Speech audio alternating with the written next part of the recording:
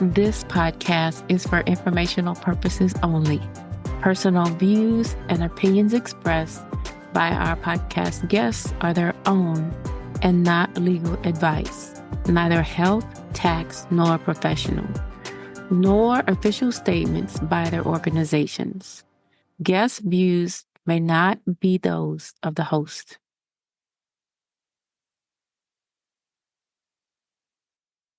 Hello, and welcome to AI or Not, the podcast where business leaders from around the globe share wisdom and insights that are needed now to address issues and guide success in your artificial intelligence and digital transformation journey. I am Pamela Isom, and I am your podcast host. Christopher Lafayette is our special guest today. He is the founder of Gatherverse and the founder of Hyperpolicy. We met following his presentation to the Black AI Think Tank, which is a convening that I frequently visit. Christopher, I am impressed with you. Welcome to AI or Not.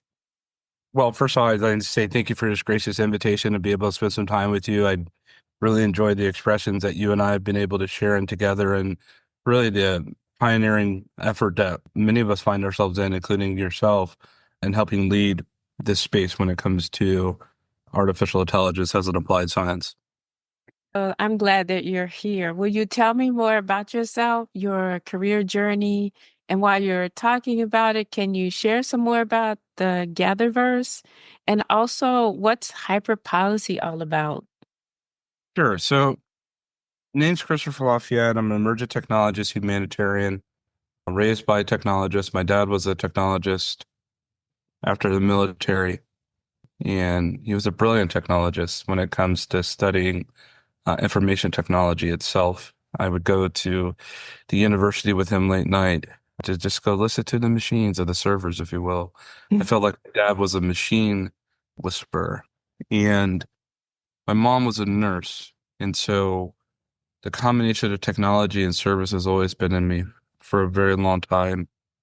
I think one of my very first gifts I got when I was young was a robotic arm, and for one of my uncles. And my family, for whatever reason, has been very heavily into technology.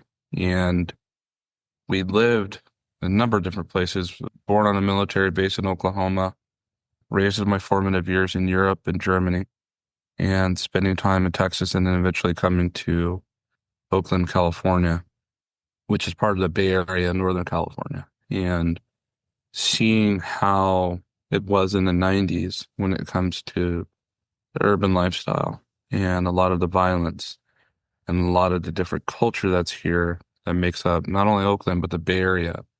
I really got a deep sense of non-uniqueness and got a real good sense of how many just different people there are in the world, being how transient Silicon Valley, the Bay Area is, and people coming from all different backgrounds and walks of life. And so couple that with just a very different upbringing, someone that in school, I was in special education for most of my schooling and attention deficit.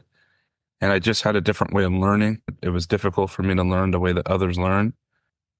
On many occasions, I was treated as if I were stupid, but my teachers are always kind to me. And when technology really began to boom in the information age or the era in the 90s, I was part of that. And from the Oregon Trail generation to understanding what a Google search was and understanding information and pages and text pages. And really in this transition going from to the bubble experience here in Silicon Valley to one day becoming my own entrepreneur and having a design firm.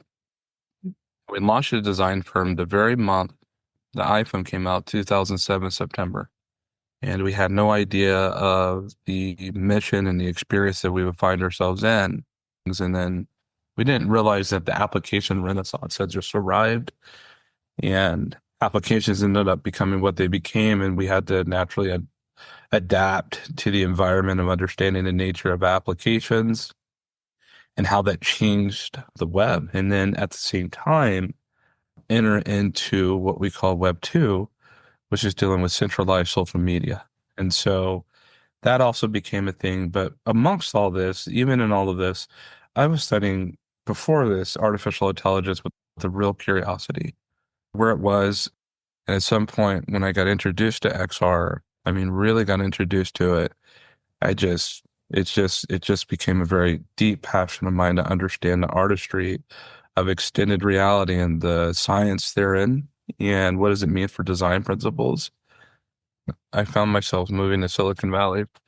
From the seat of my car, I was living out of a hackerspace called Hacker Dojo off Ellis across the street from NASA Ames, in between NASA Ames and Google, along with so many other different hackers who would make and hack and break and code and disrupt and debate and all of that, and living out of a parking lot and bathing in the YMCA on Grant. And I really realized that Silicon Valley moves faster in technology than any other place in the world when it comes to the expression of technology. It may not move as fast when it comes to hardware, when it comes to Shenzhen, China, but we move really fast. And at some point, someone asked me to come speak at some event in Silicon Valley, and I spoke. And then more and more people asked me to speak at different events. I was doing a lot of social communication on LinkedIn, and I came to find that people were listening, and I was listening to them, and we were sharing back and forth. And once I found myself traveling, being traveled on a plane to talk about medical technology and immersive holodecks and all Mm-hmm. the things that come with that, very much so in medtech and scientific discovery with the things that we're doing with Hog Lab and NVIDIA and Microsoft, I started to get a more of a national, international sense on what emerging technologies mean for a number of different people, what do applied sciences mean, what are emerging technologies, and where are we at today? And then that's when I started to do a lot more writing years ago, a lot of writing about the eco-habitat, defining what technology means. What does it mean when technologies pair and merge together on an amorphous scale? What do they ultimately render out to? What do they become? Through post-merge pairing and then technological convergence, when that comes together, all of that, and the amalgamations of things that have already paired together come together. What does that mean? And led me to a study of studying about 270 plus applied sciences to this day of the ecohabitat. And it's been a study that I've been holding on to and working on ever since. And I've presented that to different places around the world. And so What's that study? the ecohabitat, so understanding the nature of about 270 different applied sciences, Mm-hmm. because within the ecohabitat, all technologies abide. And you'll have something like talked about XR technology. You'll have extended reality. It'll be flanked by AR, VR for those that are listening, augmented reality, virtual reality, mixed reality, haptics, physio haptics, textile, Uh-huh. dealing with, you say, the metaverse as a catch-all of virtual ecosystem of interaction and communication. Then you'll have artificial intelligence. Well, what are the subsets of that? Machine learning and then subset deep learning, and then dealing with all the different things that come with that. So you could deal with whether it's algorithmic structures, you could deal with Bayesian, you could deal with Bayesian constructs, you could do statistical models, monolithic, compound models, agentics. You could deal with a number of different things that come with that, gradient descent and more. And so all that abides within a vertical sphere, and it bifurcates and even more. I see. What happens when those technologies actually come together in pairs, such as augmented reality and artificial intelligence? I say augmented reality and a neural network. What does that look like? Augmented reality, neural network, computer vision, and let's say concatenatives. What does that look like when it comes to solving mission challenges? So give me an example. And you can think about it and come back to it if you want. No, I look at what just came out recently with some outstanding work that Meta's doing in sciences. Meta, people don't realize that Meta has spent billions of dollars in research when it comes to extended reality. So when Mark Zuckerberg takes the stage and he brings up Orion, the glasses, Mm-hmm. which are unlike anything we've ever seen before, that in and of itself is a remarkable feat to be able to put that much technology in such a thin frame and to be able to have it multimodal in its capacity. I think they're Llama 3.1 or 3.2, and to have it do object segmentation with SAM2. I believe they have integrated into that, and to look at that world in a completely different lens, what that means for scientific discovery. What does that mean for agricultural scale? What does that mean for real life observations? Especially thinking about the nature of predictive models that I know that Ian LeCun talks about when it comes to the JEPA or the world model, the visualization, Mhm. carrying and intaking real life data. Mhm. It's a really big deal of what that can mean for the scalability of predictive models. And so even with those glasses, not just having AI in it and a camera array system lens, but also having the capacity to project and augment on top of objects. In a lot of ways, the world's become machine readable.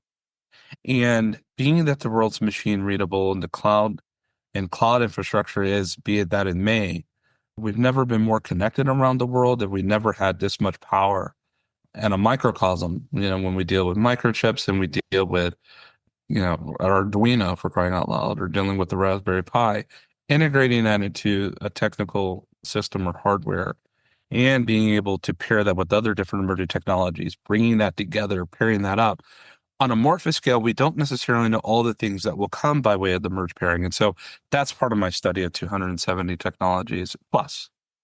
That's good. I'm involved with some work around advanced research, and what we're doing is we're looking at the various ecosystems and trying to drive more secure interconnectivity.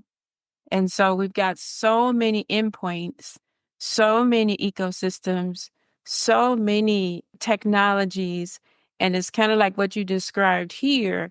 So that's all good, right? So many endpoints, all of that, but they're not always designed to work together.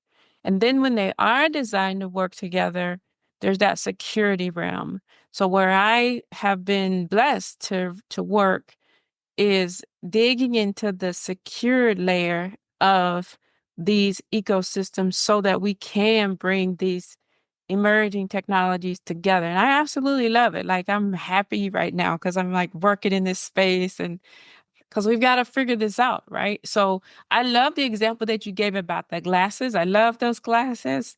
I see those. I'm a big proponent taking care of those with disabilities and advancing their abilities.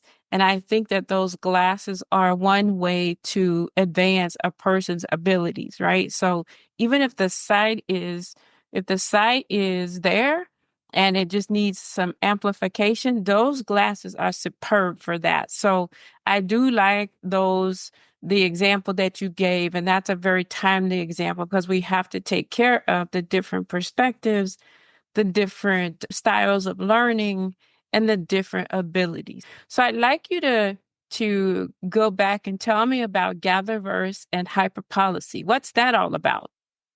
Yeah. And so at some point in my travels and writings and lessons, if you will, I realized I would probably say when I got back from Brussels in 2019, I was attending an event. I went to several different events in London and Brussels and France. And when I got back, I remember writing publicly that I'm more impressed by the people that build the platforms than the platforms themselves. Platforms come and go, so do people, but the innovators and the visionaries behind these brilliant technologies, I became more fascinated in what inspired you to build and innovate X, Y, Z, if you will. And so in 2021, um, and we've become a virtual in the past 2 years, in the past 30 years, right? Hmm. Because of the disruption of the pandemic. And look at us now and communicating, which is now normal. And the metaverse was really taken off then. And I came up with the 7 standards of the metaverse, which is not E, dealing with accessibility and education and quality, community development, with the emphasis on safety, privacy, wellness, and ethics. And I really wanted to intersect that with humanity and emerging technologies. So humanity first was the first standard. And I came out with the 7 standards of the metaverse. It took off. A lot of people are using it in IEEE, stuff like that, and presentations and all that. I said, man, why don't I create an event and I'll just do one event and I can get some people I know that may want to talk about this or not. And maybe we'll get about 20 speakers. And I said, man, I bet I get about 400 people there. I'll make it free. I said, what am I going to call it? It's like, I'm going to gather these people together. I said, yeah, I'm going to call it in the metaverse. I'm going to call it Gatherverse. Mm-hmm. Swear. And put it out there. And we're supposed to have this event. I announced Gatherverse at the end of November into December. We had the event set for February. By the time January came, we had a lot of speakers applying. And by the time the end of January, I think we had over 100 committed speakers. And we had at the time, we had realized, and I realized that this is becoming a brand. And we had over 100 speakers. We had over 10,000 attendees. And I realized that people really want to talk about these things. So Gatherverse now, we've done 27 global summits. Our community has grown exponentially, whether we email them or whether we part of our different social platforms that are around there, if you will. But we've had that many events, that many summits. We have a number of summits that are coming up. Third annual She Summit that's coming up, our third annual AI Summit. We have our fourth annual Gatherverse Summit. Each of those have over 100 speakers each, just about. Okay. Yeah. And the thought is to allow folks to get together to share their experiences, their goals, their desires in the metaverse, or tell me more about the intent. Yeah, the intent for Gatherverse has long been that we wanted it to be free and we wanted it a place where people can centralize together and express and to cover a litany of different topics dealing with humanity that intersect with emerging technologies. Okay. And people show up every single event, every single summit. And we just announced our food and money summit, and applications are coming, and those will be well attended. And the strength that I've come to appreciate over time. So what are some of the things that I picked up along the way with Gatherverse is that you'd be surprised on who has what to say. I know that we typically look at speakers or people, and hey, I don't want to differentiate that because here I am, a professional speaker. I get that. But there's people that are working in their kitchens and in their garages at home. They've got something to say. Yeah, They've they got do. incredible things to contribute, and they're very smart. They're capable to speak, and I've gained so much from them. I can honestly say I've gained more from our speakers, our community at Gatherverse, than any other event in technology I've ever attended. And it doesn't take away from other technology events. But when it comes to humanity emerging technologies, no one does it better. No one does it better because we do it more than most event platforms. And we're very thorough. But what we've done is we democratized it up. We don't just select a few speakers and just say, hey, come, we want to hear from you. And we've had people there that have had a difficult time. They've never spoken before. And I get that they're not as entertaining as some speakers that are well versed. They'll say one line, Pamela, they will say one thing, and it's game changing. So let people speak. It's a different type of setting, but it flows and works well for our community. What's different about this setting besides the diversification, which is a good thing? Or is there something else that's different? That's Is the it in biggest 3D? one is just that. Go show me Okay. another platform on the world that's as diverse as Gatherverse. I can't find it. When we had our first event, people were like, "How'd you get so many women to speak?" And people kept asking me that over and over again. I was so busy, I didn't have time to address it. And then after the event, I remember being on a Clubhouse because they invited me to interview. We did 4 days for our first event. I was so tired. I fell asleep and I woke up late to go attend this interview. And it was almost like I had 5 minutes to get on and I just sat there and waited 5 minutes and I fell asleep. I was so tired. Woke up and I said, I'm so sorry, I'm late. I can't believe it. But we just got to this 4 day massive summit. And that was one of the things they dropped. It's like, how did you get this so diverse? I think you manifest and attract what you manifest. And so looking at and when we say diverse, it's a number of different things. Also, it's transmetropolitan, transcontinental, just people from around the world that come and speak. I mean, from remote areas. And in a lot of ways, Pamela, there's a really good interview that came up. I say interview, but a segment by Bloomberg about the paraphrasing, but 1 billion people are about to come into the tech scene, meaning it was referring specifically to Africa. That now that there's certain places in Africa that now have broadband access and connectivity, Starlink or what have you, Hawaii, Wi-Fi, they're coming, they're here. And we're getting a lot of those people that are coming in that have barely had Wi-Fi, and we can see them struggling with their Wi-Fi. We're like, oh, you're in Africa? Okay. Not all of them, but a lot. That happens in Europe too, happens in the States. But we hear them. We're giving expression and voices, and that is technology. A lot about what technology is, and I hear so many people, Pamela, say, I'm going to be the next metaverse. I'm going to be the next metaverse. We're going to be the next, or the next Silicon Valley. You don't have to be the next Silicon Valley. Be what you are, because a lot of what we have to consider is geocentricity. The inspiration from where I am is so unique to the world that we can't duplicate that even if we wanted to.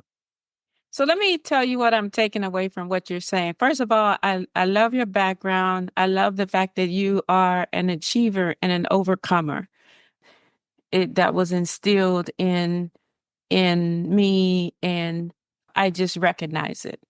But what I also hear you saying is represent. Just be yourself and represent, and that you've provided a space for people to represent. And I think that's special. So I want people to see that, yes, you are an emerging tech leader, but you have created a space for others to just come and be themselves, talk about how they're using technology, but more so, you don't realize how much you are helping someone until you show up and represent. And so I like that. And I also appreciate the fact that you told your story. So as a little girl, I'll never forget this, right? So we were not well off, right? So it doesn't matter, right? But every year, you know about the fair, and then when the fair would come around, you go to the fairgrounds. Okay, so I had a big brother. So my big brother took me and his daughter, my niece, to the fair. And there was this game. And so I was playing the one with the water gun. So you shoot the water out the gun and it starts to fill up that balloon, right?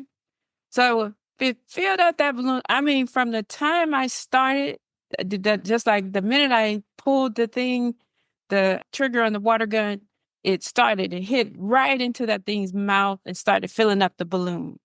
So here's what I did. I got to the very end when the balloon was about to burst. That was the goal, but I didn't know it as a kid. I didn't know what. So the balloon I'm ahead of everybody, right? And the balloon is filling up and filling up. And here's what I did. I stopped because I started thinking too much. I stopped. I started thinking about, okay, well, what's next now? Well, what do I do? What do I do? So I was looking here, looking there. And my niece kept going and hers burst and she won the prize. And I'll never forget, exactly. So I'll never forget that my brother, my big brother, went and grabbed this great big old teddy bear, because you get this teddy bear. And he gave the teddy bear to my niece and he looked over at me and said, you should have kept going. Next time, keep going. Today, I keep going. I keep going. I think back to that story. I can get frustrated. I'll keep going. Why? Because the blessing is right there. So I just want to let you know that I appreciate you and all that you're doing. And it resonates. What does that mean, though? Talk about keep going, not taking that foot off the gas. For me, What does that mean? it means that when I get frustrated, we all have frustrations. We all have doubt. You don't get discouraged and go and decide to stop going. You just keep going. It doesn't mean that you don't have sense enough to know when it's time to move on to something else. It's not that. I don't let obstacles stop me. They may be there, but I'll figure out a way to overcome. So, in the private sector, for instance, I decided to go to the federal government, join the federal government. Well, some would say, why wouldn't you stay in the private sector? You were kicking it. So why would you go into government and give up blah blah blah, right? Big money, blah blah blah. But that was my choice. That was my choice. And when I joined the federal government, I decided that that's what I wanted to do for the time that I was there. So there are challenges that I experienced when I was in government, but I never looked back and said I should have stayed in private sector. What I did was I decided to do what I wanted to do while I was in government. And then the time was going to come when I was going to be ready to go back to private sector. And that's what I chose to do. So for me, it's understanding what keep going means. It doesn't mean that you don't have sense enough to know when it's time to move on, but it means that you think about it and you just don't fold up your hands and just become depressed. And if you do become a little depressed, you get right back up because that's what we do. That's just what we do. So think about your story. Suppose you had just not persisted.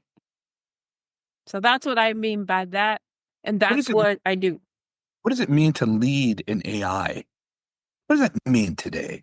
To lead, to guide. It's given the ubiquity of artificial intelligence, the number of different studies in different places and spaces within this vertical that we can study. What does it mean to lead and to pioneer, to scale, where no one else has scaled before with this? What's that look like, Pamela? And that's a good question. And I have the same question for you. What does it mean to lead in augmented reality? What does it mean to lead in emerging tech? But let me give you my perspectives first. So the first thing I don't do is I don't try to impress folks. I'm very real. I'm trying to solve problems. So for me, leading in the day and time of AI is there for me to help solve problems. There's a lot of problems in the world. You got issues with inequities. And there are so many use cases where we can use these tools for that purpose. We've got data that's strewn about that we can use AI not just as a consumer of data, but to help to aggregate information so that it can be valuable. We've got so many use cases. So in the day and time of leading, I remember a conversation that I had last week with someone, and I talked to them about guiding and steering the use of AI, and not just to use the tools just because, but to use the tools to drive productivity, to generate revenues, to reduce costs, right? So look at how we can use these tools for those purposes, and don't just be a user of the tools, be an inventor, be an innovator. Look at how we can aggregate, like you mentioned earlier, tools to solve, basically zero in on the mission.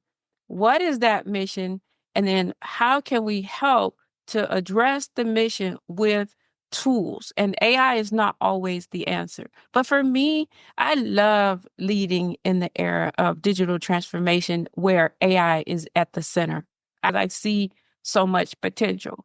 But I have the same question for you. What's it like to lead in the day and time of augmented reality? Yeah, for me, this is a question I ask myself, not just in augmented reality, but as a shepherd of bringing people with a sense of compassion and care Mm-hmm. when it comes to innovation. Because I realize as a technologist, Pamela, that all of us are about to be outdated in our understanding of technology compared to these capable models. Let's just call it what it is. AI is about to surpass us in a dramatic fashion in the years, months and years to come when it comes to its capability and their capability of understanding technology. It makes sense to realize and to just stop and reflect for a second to say, we can't have startups in perpetuity. We must move forward. We've gone from the agrarian age to the industrial. We're not building we're not building like we were in the agrarian age. We're not building like we were in the industrial age. Once the Mm-hmm. light bulb was done, it was done. Well, so I agree. So the thing is that, it's interesting because I was talking to project managers, And I was informing them that, you have this secret sauce. Everything needs a plan. We need plans. And so it may be agile, it may be quick sprints, but we need the planning. And in that planning, there needs to be ethics and governance integrated in those plans. So I love emerging tech and cybersecurity. Cybersecurity, ethics, and governance. That's what I see. And there should always be a sense of values. I always believe that. So emerging tech is advancing, and we'd like it to get to the place where it surpasses us. But I don't want it to get to where it surpasses us, because I think that humanity is so important. And I think that humanity should be at the helm. Human agency matters more than technology. That's how I feel about it. Technology will never supersede humanity. It can't, because we still carry the human code that's been passed down through the ages and dispensations itself through procreation. It can never do that. In order for it to do that, it would need all the time through the ages and dispensations itself to procreate and do the things that would be able to make that happen. So they can't do that. You would have to buy time. It's just like there's a 50-year-old barbecue grill in Lockhart, Texas, and they tell me it smokes some of the best food in the world. I can be a trillionaire, but you know what? You know what I can't do? I can't go duplicate a 50-year grill. Yeah. In order for me to duplicate a 50-year-old grill, I need 50 years. I can't buy that. Yeah. So right. when we start talking about this level of innovation and technology, for me, this is about the intersection of humanity and emerging technologies, to realize that I'm at ground zero for AI. This Silicon Valley I live in and have for years, and spoken around, and I know many people in this valley, many wealthy, many poor, many brilliant and incredible, capable innovators from around the world that come in and out of here. Let me tell you something. There's a whole entire workforce filled with unemployed people right now. And us as technologists, we are still students. And at some point, our technology will begin teaching us. That's real. That's the reality. For AI leadership right now, for me, is how do these innovations bring towards betterment? And that's what's going to be the big push.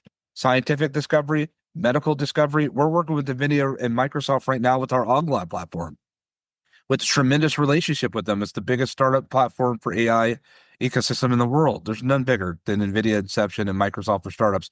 And they just announced that they paired together. Mhm. And what's their focus? And they said, we want to work up startups that are working with science. That's exactly what we've been doing with them. And we've had gracious invitations for both of them to be able to join. In fact, Microsoft just gave us a shout out last week, which we're really thankful for. So when we start talking about where we're headed, it's the places and areas of what's been undiscovered. Yeah, I like that.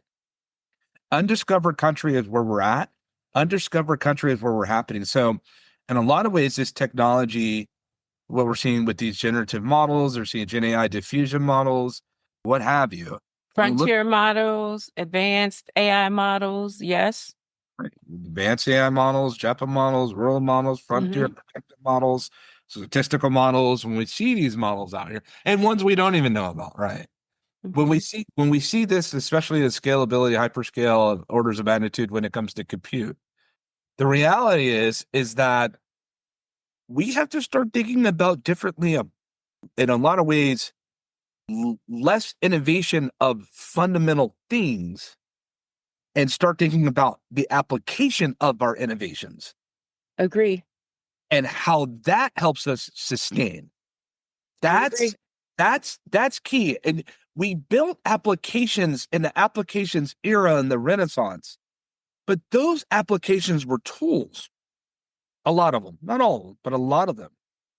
Those tools allowed us to hyperscale to be able to help deliver technology, and with the cloud itself. Remember, technology scales in increments, shifts, and leaps. Iterative scale, increments, iOS update, Android update. Shifts, a new device is deployed, a phone, a HMD, a desktop, laptop, you name it, a watch. Leap Those don't come too often, but when they do, they affect all entire civilization. A new iPhone doesn't impact all of civilization. A new iOS update or Android update doesn't impact civilization. The internet, that impacts civilization. Wi-Fi, civilization. Cloud, AI, the metaverse, on-chain technology, things like that, that affects all of that. So where are we at? We have the tools. So now we've been building the machine that's semi-conscious intelligence.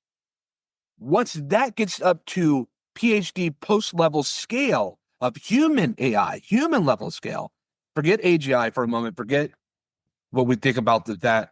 We can look more at theory of mind, self-aware, and super intelligence. Once it gets there, these machines will speak their own languages. These machines will deal with us in a way that we're dealing with them. Emotionally, expressively, I can literally imagine myself not too far away, no hype, having a conversation with you as I see you with my eyes in human eye resolution scale. And that's not you. That is a representation of your avatar, speaking fluently in concatenative and parametric synthesis. Yeah, that's not too far away. Rendered, right? Rendered, completely rendered, and the pixelation is near accurate, perfect.